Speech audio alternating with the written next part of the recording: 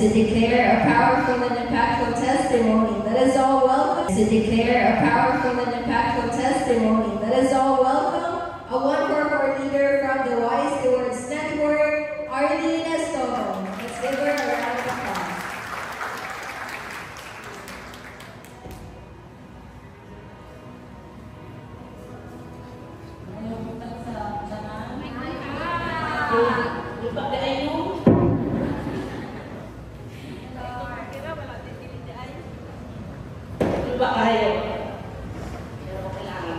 Nandiyan si Lord.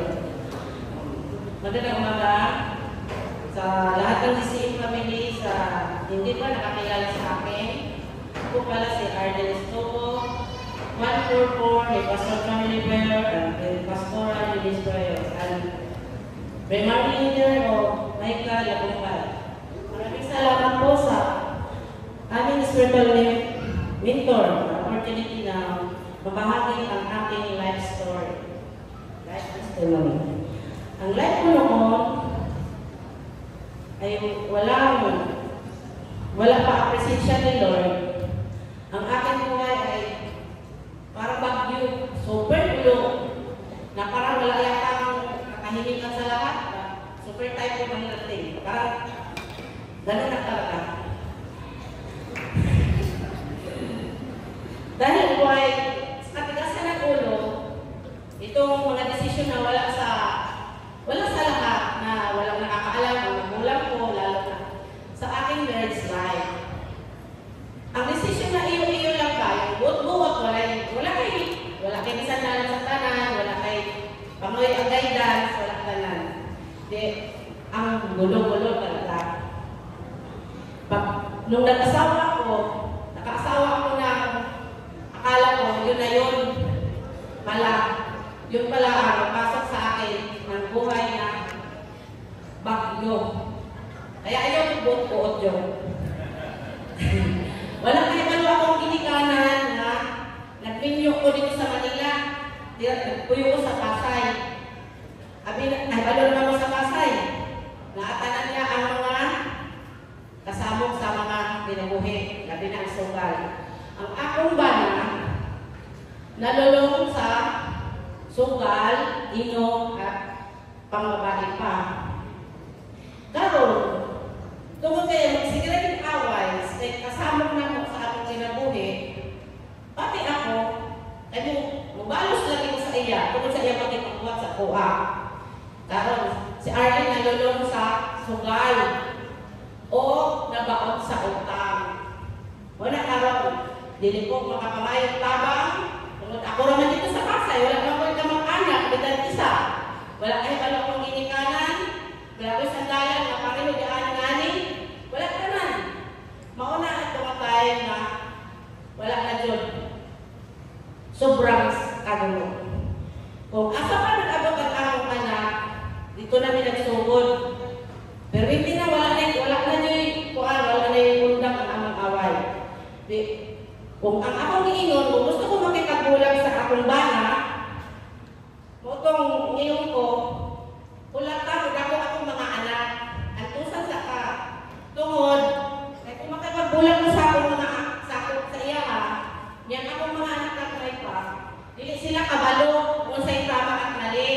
Kasi naman ulit, ako po'y dautan. Mautong iyo, kung ulang tago, dago ako mga anak. Pero, ingabot pa kay problema akong anak. Tungkol sa chance nga magpako. Pero dahil, abot na tuliman, malinik Mindoro. Tungkol, dahil, murag iso na sa Manila, at tumig Mindoro sa ayang parinti. Kaya magpo kami kinuka. Dito. Dito na yun ako, ilabaw na doon yun akong pagkakuan. Kasamang na mo. Tungkol, kaya di naman sa namin sa ako, kay namin yung natin dito ka mag-anak. Makurang yung dako yung ulo. Utong ibiyaan niya, nagkakuan niya, nagkalalis niya, sige na yun. Ako mga anak na eskwela, hindi naman pwede sa iya na paasa. Moto ako, trabaho ako ng ginuha. At yung pagkakay na ito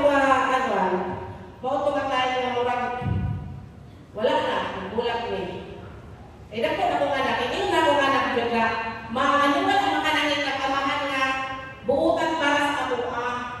Muto nga tayo, naguro na ka-idea ko. Muto 2008, nakakita na ko, nagpanggap na ko sa abuha. Muto, dito ko nakatilaw na mura ko Disney Princess. Pa? Short hair. Muto, kaya mura, nauna ko sa ilalay na ako, dito sa Christmas akong high school pa lang, may akong anak nagpula high school, nato lang ako mas nag-college, nato lang ako din namura-haro na ako anak, sa kanyang college na ko, sa sisyo, muna na siya karoon na, murag kuha na din ko, murag nakaroon kong peace of mind. O karoon, pagka 2018, nagulit yung pinagbutuan, niya, kani si Giselle, sige Giyaya, tara ka din, simba ka. Yung iyo, makusaya ka. Simba. Sige naman din, sige sa wala na si kapay mo, sige. Awag sa ako mga ng kami. Madami sige sa yung Wilmar. Thank you, Wilmar. Yan, ayun ko. Muna niyo ko ba? Kung asa ko nabinyagan, doon din ako mamamatay. Yun ang sabi ko. Doon ako mamamatay. Pero, iba ang plano ni Lord sa akin. Nagpatuloy sila, Giselle at Wilmar, mag-invite sa akin. After 6 years, nadugay mo sa kasama sa ulo. Grabe ko tagay akong ulo. Kaya ko lang boto, pag inayin na, boto galing akong desisyon. Boto. Pag after 6 years, yung simba ko, wala na kayo gano'n ang simba ko din ang kalit ako, buta, ang sato. Basta kayo gano'n ang DCM. Tingala ka sila. Si Wilmar, pagkawan mo, nilutuan ng pansit. May simba ko. Boto, yan ko. Namatong kami din ako. Hindi ko maintindihan, naramdaman ko noon. Iyak lang ako ng iyak. Sa pag-worship dito, first time ko nakarinig ng ganon. Iyak ako ng iyak. Wala akong pakialam sa inyo, basta ako umiyak. Yun, sa presensya ni Lord. Ito ang sinabi niya sa Ezekiel 36:26. I will give you a new heart and put a new spirit inside you. I will take away your stubborn mind and give you a loving mind. Lord, sabi ko, Lord, kasi mauna din din, udana. Kaya pagkatapos ng unang simba, ikunik ka pala sa leader, ingon na po, dahil po si Arlene, ingon na po, pwede ba magsimba din ko ninyo, ikunik sa leader? Udana, sa father, hindi mo natin ganyan, napatay siguro, pwede ba magsimba din ko siguro? Udana, naghanap mo kayo, naghanap mo kayo ng mga tayo ng mga inadto. Ikunin ko niya kay Mika. Yan si ate. Hindi ko nga, saan manawi? Ikunin ko niya ka sa ako. Pretty di ba ayaw? Ito na, hindi na balita. Paano rin ako nagtala? O kay Mika lang kumpay. Sa una, nagkakabunod ko. Ito lang kasi dili ko na makapaagad. Hindi lang siguro ko sa sunod ko simba. Puro anak kay, ulang ko kay pretty ko siya. Hindi mo na si Wilmar. Si Mother Boy, dahil ulo. Hindi ko na na to. Napunta ako kay Mayka, thank you, May. Sa iyong kagwapa.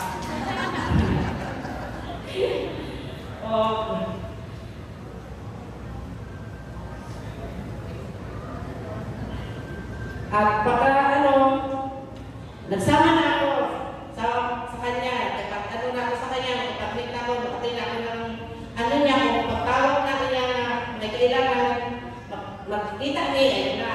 Sabi ko, uwi ko ng bahay, Lord, ano na kaya? Ito na po kaya talaga? Sabi ko ganyan. Unsa ba ito lagi mo ipabuhat sa ako, Lord? Naapa ba Jod? Kung ito po talaga, Lord, ang aking pupuntahan. Sige, Lord, I promise, I go. Sabi ko ganyan. Kaya sa Isaiah 41:19, ingon siya, gikuha ko ikaw sa labing-layong dapit sa kalibutan, ug ikaw gikan sa kinasuukang bahin niini, ug giingnan, ikaw akong alagad, ipili ko ikaw, bilinggoy isa likway. Thank you, Lord. Ayaw kahadlo kay katuban ako kanimo. Ayaw kabalaka kay ako mao ang imong Diyos. Ligunon ug tabangan mo ikaw, panalagdan og luwason. Thank you so much, Lord. Talaga. Yun na yun. Nag-start na ako. Enjoy ako. Grabe. Ingon na ito, isang bakyo. Itak-taki. Sige, go. Isang pagdagang trabaho na, dagdagang trabaho, baka na ka niya, basta ako, at ito kay Mecca. Una ko na time. Like after knowing God, last February 25, totally surrender ako kay Lord. Si Arlene nga kadiad ko, baon sa utang, o struggle sa kinabuhi, ingon ni Lord. Sa Isaiah 41:43-18. Apat ang Diyos ingon, ayaw na hinumdumi, ang nangakit ayaw magpadilin niya sa mga bukang sa karaang panahon. Oto, ang tayo nga mato sa Arlene nga baon sa utang free. Sige Lord. At lahat ng mga nabakot ka na, karakter na, pagkong kasakot sa kumatasan yun. O, pero bakit ko yun niya? Grabe. Pasalamat ko, nabakot niya ka na, labaw na sa utang, na murang ang utang sa awan ako, murang ang utang dire. Karon, thank you Lord, utang free. Naka-encounter na ako, water baptist, nakalat na silbro, at naka-early prayer, evangelistic, OB, at nakapunta na rin ako sa National Conference. May kasama pagkala yun. Pero pagpunta ko doon, worried ako kasi wala akong kunting pera lang dala ko. Pero imagine mo mga magdala ng pera, nakauwi pa ko naman eh. Karating pa kami mga salasa, pero thanks talaga kay Lord and siya talaga nagay sa akin. Kapo, nakating na naman kami na talaga regular, talaga conference. At ang patuloy na ang Diyos na gumagawa sa akin, may nagawa ko siya, pero patuloy ka lang, antay bumatong si Ginoo sa ako. Thank you so much, Lord. Salamat din sa mga guide namin sa aking leader, mga nagtitiis sa akin. Sila pastor, thank you po. Nandito ako, naka-appeal ako sa ganito. Kaya Pilmar at Giselle, maraming salamat. Kaya, ang reminders ko sa mga kabataan ngayon, maswerte kayo. Dahil may mga gumagabay sa inyo sa panahon na ito. Kung dating panahon may ganito ako nasasanalan, hindi siguro dumating ang buhay ko umabot sa ganun. Kaya, pasalamat kayo na meron kayong masandala, meron nakabigay sa inyo ng guide, meron nakabigay sa inyo ng mga prayer.